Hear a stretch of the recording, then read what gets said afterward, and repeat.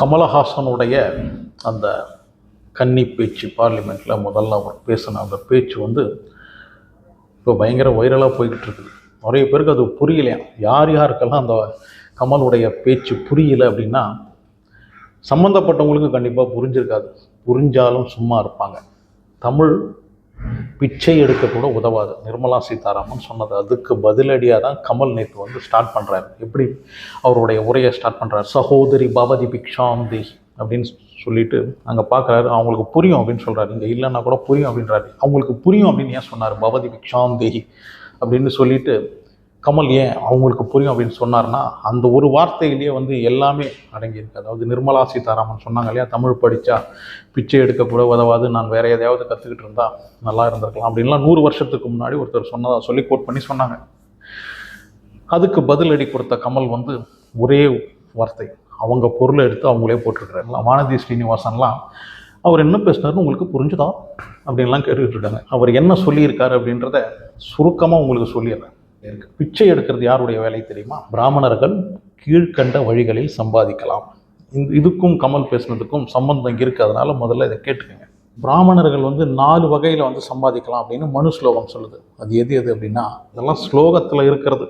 அதை தான் நான் சொல்லிக்கிட்டு இருக்கேன். சிந்திய கதிர் நெல்லை பொறுக்குதல் சிலம் எனப்படும், சிந்திய தனி நெல்லை பொறுக்குதல் உஞ்சம் எனப்படும். இவை இரண்டும் ருதம் எனப்படும். சிந்திய கதிர் நெல்லை பொறுக்குதல் சிலம் எனப்படும், சிந்திய தனி நெல்லை பொறுக்குதல் உஞ்சம் எனப்படும். இது இரண்டும் ருதம் எனப்படும். இந்த ரெண்டுக்கும் ருதம் அப்படின்னு சொல்றாங்க. பிச்சை எடுக்காம தானம் வாங்காம உணவு பெறுவது அப்படின்றது அமிர்தம் அப்படின்னு சொல்றாங்க. இதெல்லாம் ஸ்லோகத்துல இருக்கு. பிச்சை எடுத்து வரும் உணவுக்கு மிருதம் அப்படின்னு ஸ்லோகம் சொல்லுது.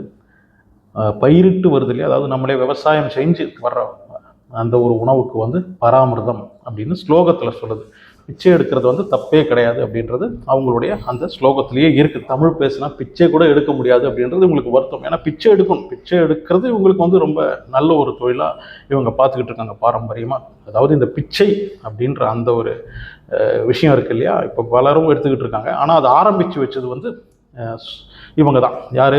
இந்த ஸ்லோகத்தில் சொல்லியிருக்கு பாருங்க, பிச்சை எடுப்பதை மிருதம் அப்படின்னு சொல்றாங்க, பயிரிட்டு பெறுவதை பிரமிருதம் அப்படின்னு சொல்றாங்க. பிச்சை எடுத்து கிடைப்பது என்னது? மிருதம் அப்படின்னு அவங்களே சொல்லியிருக்கிறாங்க. ஸோ அவங்களுக்கு இந்த பிச்சை அப்படின்றது பெரிய விஷயமே கிடையாது. அதாவது இந்த குருகுலத்திலேயே பிராமண பிரம்மச்சாரிகள் படிக்கும் காலத்தில் பிச்சை எடுத்து தான் உணவு சாப்பிடணும். அது அவங்களுடைய குருக்களுக்கும் கொடுக்கணும். இதெல்லாம் அவங்க அந்த இதில் இருக்குது, ஸ்லோகத்தில் இருக்குது. அதை தான் நான் சொல்கிறேன். ஸோ பிச்சை அப்படின்றது இவங்களுக்கு ரொம்ப சாதாரண விஷயம். இந்த பிராமண பிரம்மச்சாரிகள் ஒரு வீடாக போயிட்டு பவதி பிக்ஷாந்தேகி பவதி பிக்ஷாந்தேகி அப்படின்னு சொல்லணும். அதாவது பவதி அப்படின்னா அம்மா, பிக்ஷானா பிச்சை, தேகினா தாங்க, அம்மா பிச்சை தாங்க அப்படின்னு இப்போ வரைக்கும் பிச்சைக்காரங்க அம்மா தாயே பிச்சை போடுன்னு சொல்கிறாங்களா, அது அந்த பிராமண பிரம்மச்சாரிகள் ஆரம்பித்து வச்ச அந்த ஒரு விஷயம்தான். அதை தான் இப்போ இருக்கிற பிச்சைக்காரங்க ஃபாலோ பண்ணுறாங்க. யார்கிட்ட இருந்து? பிராமண பிரம்மச்சாரிகள் கிட்டே இருந்து கற்றுக்கிட்டு இப்போ இவங்க ஃபாலோ பண்ணுறாங்க. ஸோ பிச்சை அப்படின்ற விஷயம் எங்கே ஸ்டார்ட் பண்ணியிருக்கு புரிஞ்சிருக்கும் இல்லையா?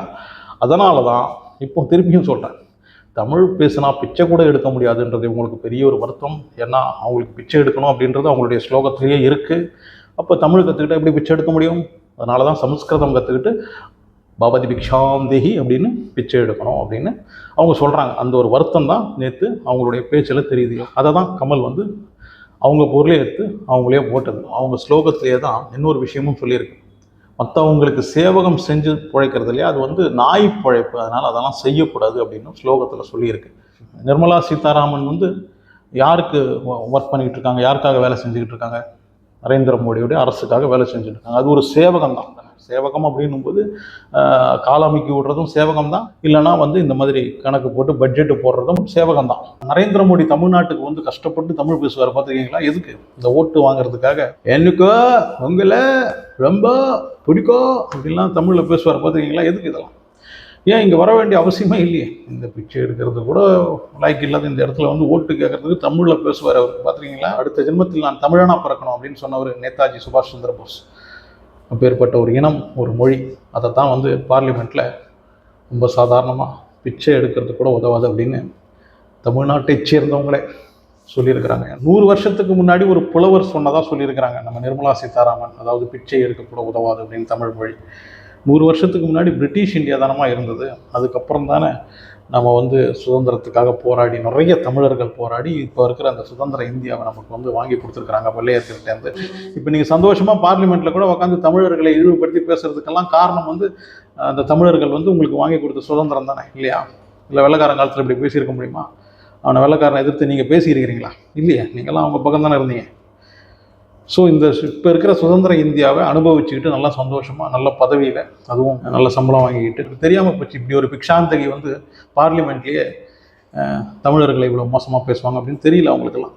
அவங்க பட்டுக்க உயிரை கொடுத்து சுதந்திரத்தை வாங்கி கொடுத்துட்டாங்க. அதுக்கப்புறம் அந்த பெரிய உண்டியல் அப்படின்னு கமல் சொன்னார் பாருங்க, அது என்னன்னா ஜிஎஸ்டியை தான் சொல்லியிருக்கிறார். பிச்சை எடுக்க கூட வழி இல்லாத இந்த ஒரு பாஷையை பேசுகிற அந்த ஒரு ஸ்டேட்டுக்கு பெரிய ஜிஎஸ்டி அப்படின்ற உண்டியல் எடுத்துக்கிட்டு வரீங்களே எதுக்கு அப்படின்னு கமல் கேட்டிருக்காரு. வானதி ஸ்ரீனிவாசன் உங்களுக்கெல்லாம் இப்போ புரிஞ்சிருக்கும்னு நினைக்கிறேன் என்ன கமல் சொன்னார் அப்படின்றது. இப்போ புரிஞ்சுதா? இன்னை வரைக்கும் அம்மா தாயை பிச்சை போடுங்க அப்படின்ற அந்த ஒரு வார்த்தை எங்கேருந்து வந்தது?